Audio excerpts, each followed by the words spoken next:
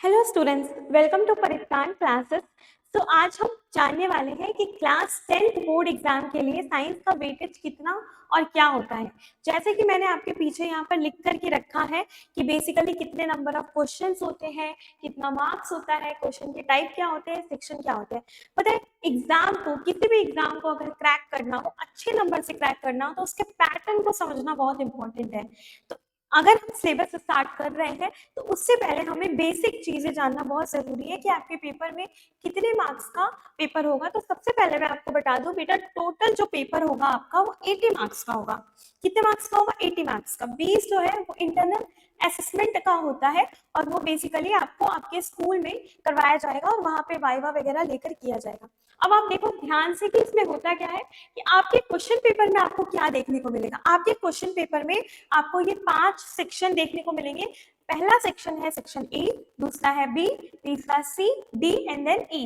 तो देखो first section में तो आपको दिख जाएगा कि एमसीक्यू ही आएगा, ठीक है। और एमसीक्यू के कितने क्वेश्चंस रहेंगे? 20 क्वेश्चंस रहेंगे बेटा, ठीक है। तो 20 क्वेश्चन एमसीक्यू के रहेंगे। वहां पे आप कौन कौन सा मेथड यूज कर सकते हो बेटा? एलिमिनेशन मेथड यूज कर सकते हो वहां पर। और भी मैं मेथड आपको सिखाते जाऊंगी। अगर मैं आपको क्वेश्चन आंसर कराऊंगी तो एमसीक्यूज कैसे किया जाता है ये मेथड भी जरूर सिखाऊंगी। तो मतलब 20 सवाल होंगे और एक एक मार्क्स के होंगे। पर क्वेश्चन कितने मार्क्स होंगे? एक एक मार्क्स के होंगे। अब देखो नेक्स्ट पे आते हैं SA1। ये क्या है मैम? तो एसए का मतलब होता है बेटा शॉर्ट आंसर, ठीक है। तो शॉर्ट आंसर टाइप क्वेश्चन जो होंगे, टाइप 1 होंगे जो एक वेरी शॉर्ट कह लो वो होता है। तो उसमें कितने क्वेश्चंस होंगे बेटा? 6 क्वेश्चंस होंगे और 2-2 मार्क्स के। तो 6 2 जा 12, यानी कि 12 मार्क्स का टोटल ये हो जाएगा।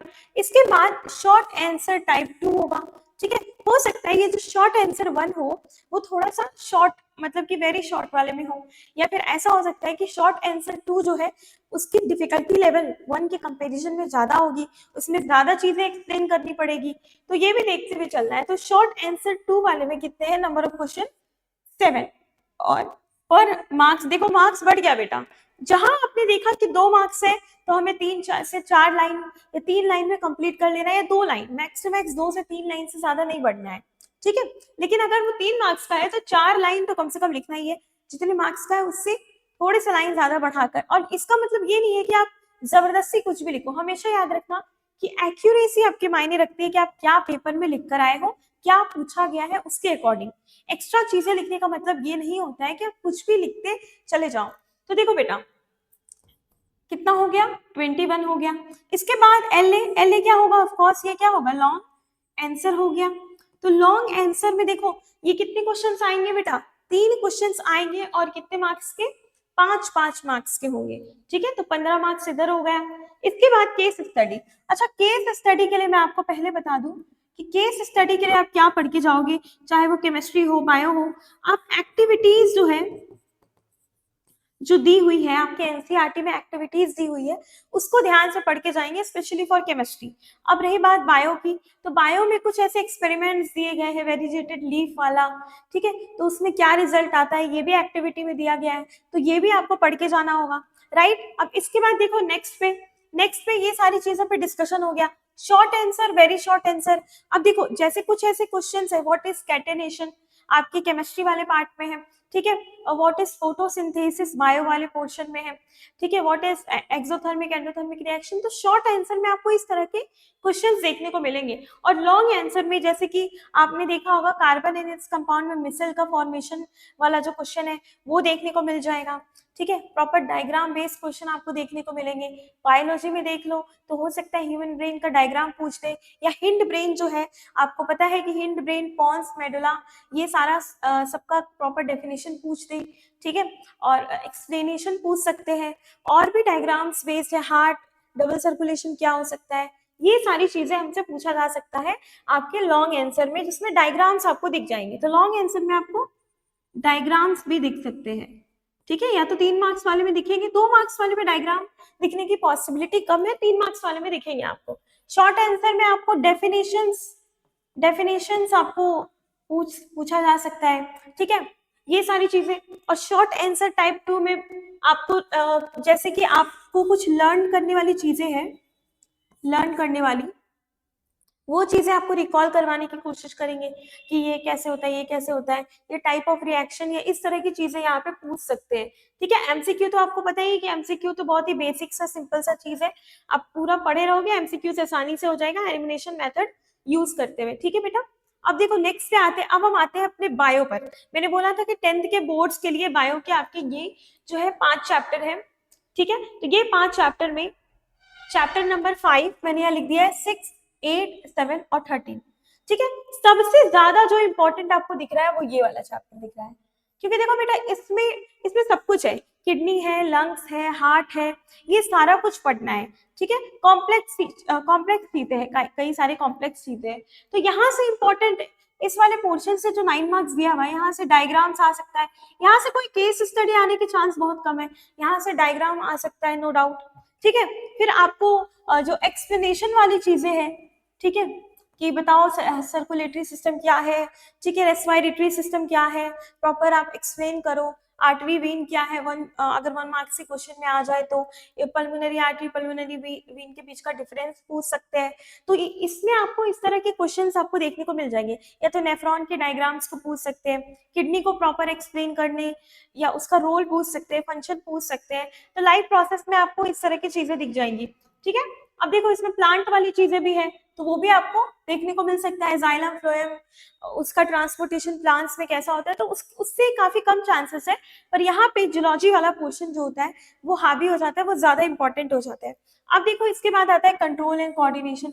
नो डाउट यहाँ से तो ब्रेन का डायग्राम आपका सबसे इंपॉर्टेंट हो जाता है, और यहाँ पे जो आपको हार्मोन्स वाला एक टॉपिक है, मैं बता दूं प्लांट, यहाँ इसी वाले चैप्टर में आपको हार्मोन्स वाला एक टॉपिक नजर आता है। ठीक है, उसमें से प्लांट हार्मोन्स, एनिमल हार्मोन, जो भी हार्मोन्स है वो यहाँ से इंपॉर्टेंट हो जाता है, कंट्रोल एंड कोऑर्डिनेशन, ब्रेन का डायग्राम, और ये मतलब इसको तो छोड़ के जाना नहीं है। ठीक है, लाइफ प्रोसेस को तो मैंने बता दिया कि ये पूरा चैप्टर बहुत इंपॉर्टेंट है। अब आते हैं हेरिडिटी एंड इवोल्यूशन। तो हेरिडिटी एंड इवोल्यूशन के बारे में अगर मैं बताऊं तो यहाँ पर आपको मोनो हाइब्रिड और डाई हाइब्रिड क्रॉस और रेशियो,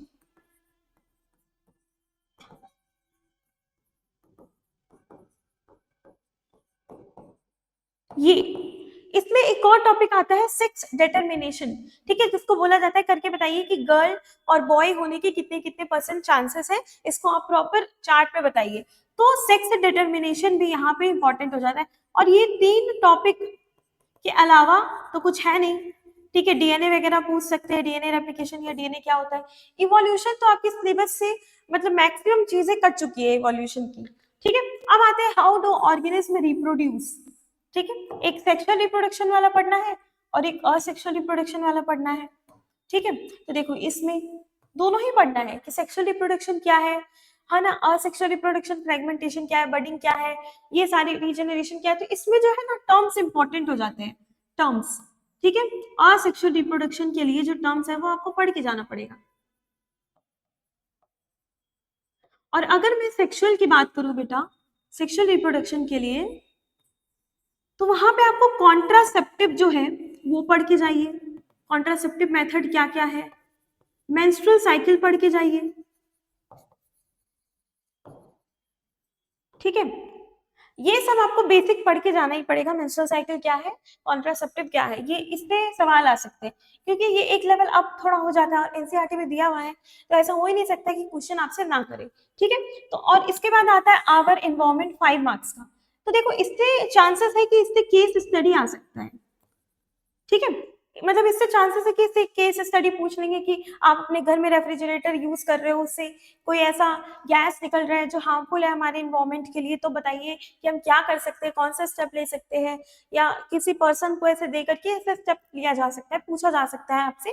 ठीक है, तो इससे केस स्टडी, और ऊपर से ओजोन फॉर्मेशन जो है वो कैसे होता है, ये सारी चीजें। ठीक है, इन्वायरमेंट, तो ये भी एक तरह से इंपॉर्टेंट हो जाता है, लेकिन सबसे ज्यादा इंपॉर्टेंट लाइफ प्रोसेस है, और वो है भी बड़ा चैप्टर, तो ऑफकोर्स सी बात है इंपॉर्टेंट तो होगा ही। और उसके बाद जो है वो क्या है, हेरिडिटी है, और ये आसान है, ये जो 7 मार्क्स यहाँ पे लिखा हुआ है ना, ये जो 2-3 टॉपिक है ये इजी है स्कोर करना। इसके बाद कंट्रोल कोऑर्डिनेशन, जिसमें मैंने आपको इंपॉर्टेंट बता ही दिया है, इन चीजों को आपको छोड़ के बिल्कुल भी नहीं जाना है। अगर आपको अपनी एफिशिएंसी बढ़ानी है तो हमारे साथ जुड़े रहिए। हम कल से जो आपके लिए प्रॉपर हर एक चैप्टर उठाते जाएंगे और एक एक मतलब टॉपिक को अच्छी तरह से समझ के कोशिश करेंगे कि आपके बोर्ड एग्जाम्स में ज्यादा से ज्यादा आपको डिफिकल्टीज का सामना ना करना पड़े। और इम्पोर्टेंट क्या है, क्या हमें अच्छे से पढ़ के जाना है और क्या हमें नहीं पढ़ के जाना है, ये भी देखेंगे। ठीक है, तो अब मिलेंगे हम कल की क्लास में। तो थैंक यू सो मच।